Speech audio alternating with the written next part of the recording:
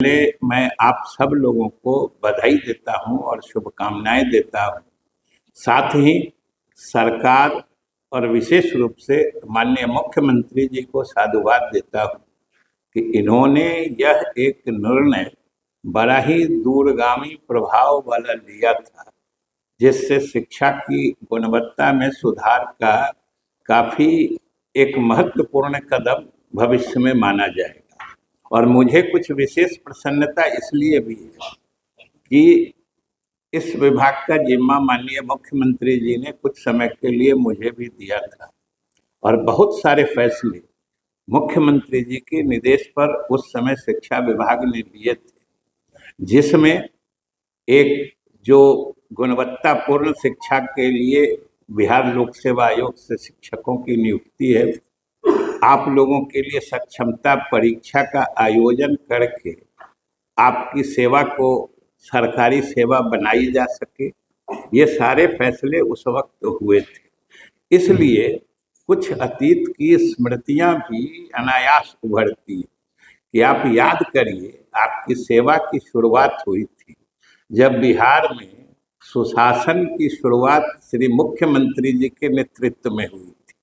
उसी समय से आपकी सेवा की शुरुआत हुई थी जब शिक्षकों की लाखों रिक्तियां वर्षों से पड़ी थी और मुख्यमंत्री जी ने विशेष अभियान चलाकर शीघ्र नियुक्ति के लिए और विशेष अधिकार पंचायतों को देकर, नगर निकायों को देकर आपकी नियुक्तियां कराई थी और आपकी सेवा प्रारंभ हुई।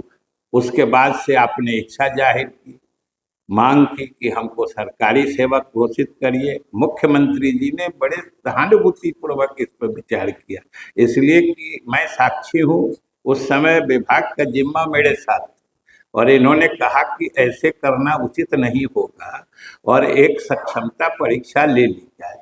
आप याद करिए, सक्षमता परीक्षा के बारे में कितनी भ्रांतियां फैलाई गई थी, इसके बहिष्कार का निर्णय, क्या क्या निर्णय हुआ था।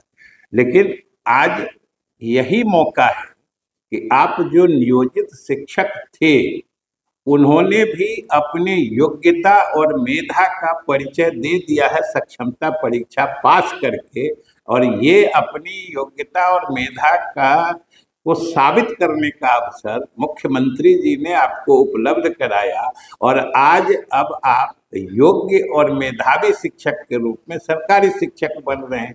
इसलिए विशेष रूप से आपको शुभकामनाएं हैं। और याद रखिए कि आपकी शुरुआत के समय में मुख्यमंत्री जी को कितने ताने सुनने पड़े थे। कहा गया कि जिसको ओआई नहीं आता है उसको शिक्षक बना दिया है, जिसको कुछ नहीं आता है वो शिक्षक पढ़ा रहे हैं, और वही लोग घड़ियाली आंसू बहा के कभी कभी आपको बहकाने, बड़गलाने की पूरी कोशिश करते हैं। तो हम तो यही कहें कि भाई, मुख्यमंत्री जी ने ही आपकी सेवा का पौधा लगाया है और जो भावना मैंने मुख्यमंत्री जी की देखी है कि आपके इस सेवा का पौधा जो इन्होंने लगाया था, उसको सूखने या बर्बाद होने की तो बात छोड़ दीजिए, मुख्यमंत्री जी की इच्छा रहती है कि ये पौधा कभी मुरझाने भी नहीं पाए।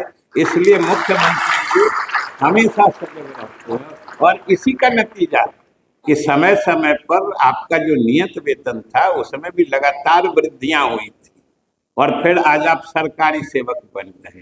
तो अंत में आप सबों को शुभकामनाएं देते हुए हम यही कहेंगे कि आपकी कामना सरकार ने और मुख्यमंत्री जी ने पूरी की है।